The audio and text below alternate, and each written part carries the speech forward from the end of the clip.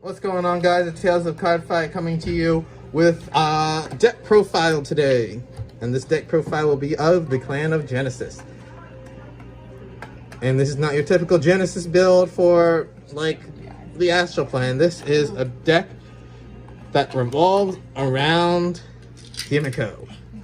Alright, let's get right into it. Alright, this deck, as always, starts off with a starter. Cool. Starters, necessary. Now, let's get into the meat stuff. We have 3. Oracle Queen Himiko. Oracle Queen Himiko is Soul Blast 5, put a crit or a draw trigger from your soul to the bottom of your deck and activate the trigger once for each grade on your opponent. So if your opponent's on grade 4, you activate 4 times. If your opponent's on grade 3, 3 times. Grade 2, 2 times. Grade 1, 1 time. So on and so forth. Oh, no. Our next one, we are running 3 Spiritual Sorceress Karute. This is one of the bread and butters of this deck because on place, the soul charge for one of each soul charge one card for each of your units. This on place can literally fuel Himiko's Soul Blast 5 because this card can soul charge 6.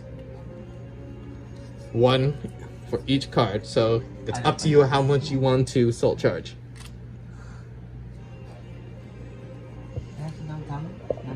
And that lighting just immediately went to shit because you can't see that.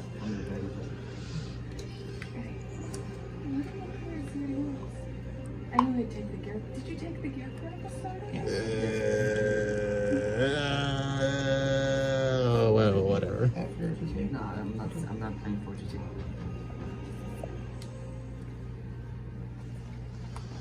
Next, we have 1 copy of Quaking Heavenly Dragon, Astraeus Dragon. This is mainly a tech card to get you more force blockers and a bigger attack on your first turn, sometimes.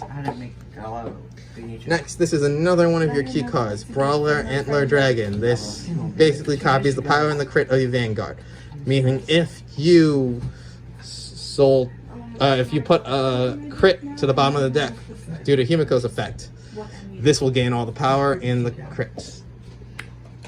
Moving on to our grade 2 lineup, we have 4 Battle Maiden Mizuki. This is just so to get your markers on grade 2.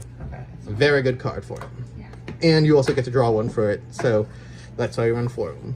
Next, we have 2 Sorceress of Auspicious Light. This is to search for your grade 3 if you're having problems in another ride target. Especially because it also is a good beat stick, because when it gets boosted, it gets a plus 5k for free. Next card are 2 Strongbow of Starry Night Ulysses. This is just simple draw. Draw and soul charge. Next, we're running 1 Battle Maiden Satori Hime. This is basically counter blast 1 and reduce your soul blast by 2. And the game's 3k. And another unit gains 3k. This is Twilight Hunter Artemis. This is a nice one-off because it creates on-hit pressure. On hit gets a Heavenly Equip gauge, and for each Heavenly Equip gauge, you get 10k. Nice beat stick to have. I use that. Next, we have 4 Astraea of the Full Heavens. This is your main ride target for grade 1.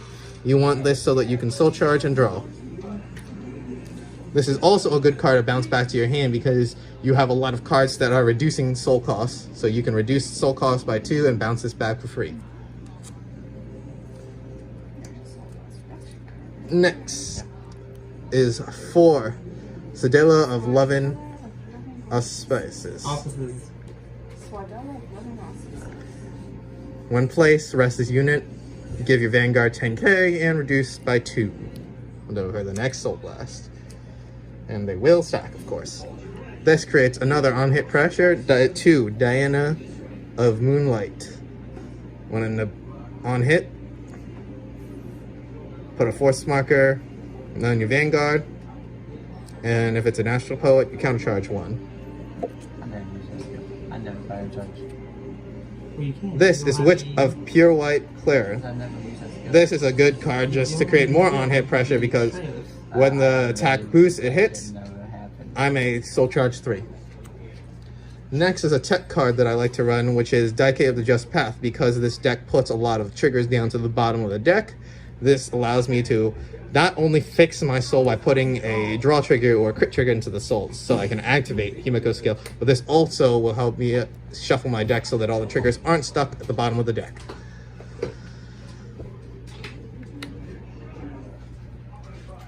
Next card, we have Witch of Frogs Melissa. This is another tech card that just wipes the field for 3 Soul Blasts, and your opponent must replace it with the top card of the deck. If you can hit some critical triggers, that'll save you for a game.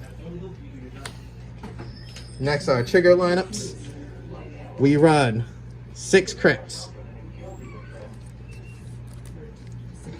6 draws, and 4 heals. Standard for this tech because you want to get the draw triggers and the crit triggers into the soul for Himiko's skill. Alright, now we're going to move on to a different section that we're just going to probably start doing nowadays, and we're just going into tips and tricks for this deck.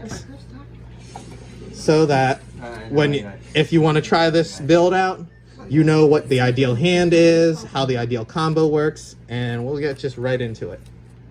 Let's get into some tips and tricks. You're gonna still need it. Yeah, I'm going for combo. I need a whole bunch on it. Let's shuffle up this deck, get some...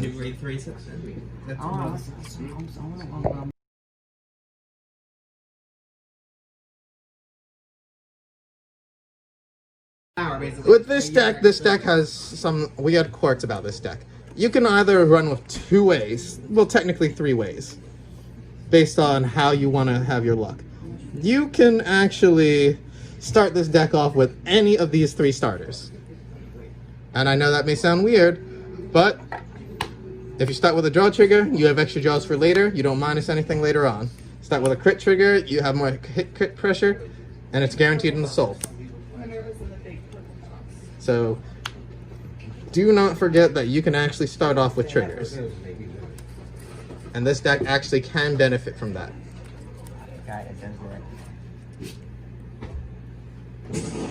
For some test hands, let's check it out. We have... Yeah, you're not gonna get that high. Now this is pretty good. We'll probably want to pick back these 2. Top 2, 1, 2. Alright, that's not too bad.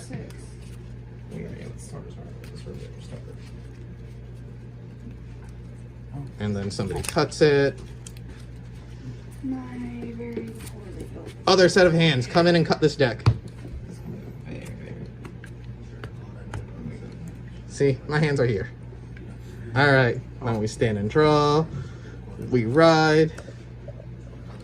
We use the skill, draw 1. Then we use this skill, which is on place, as you can see.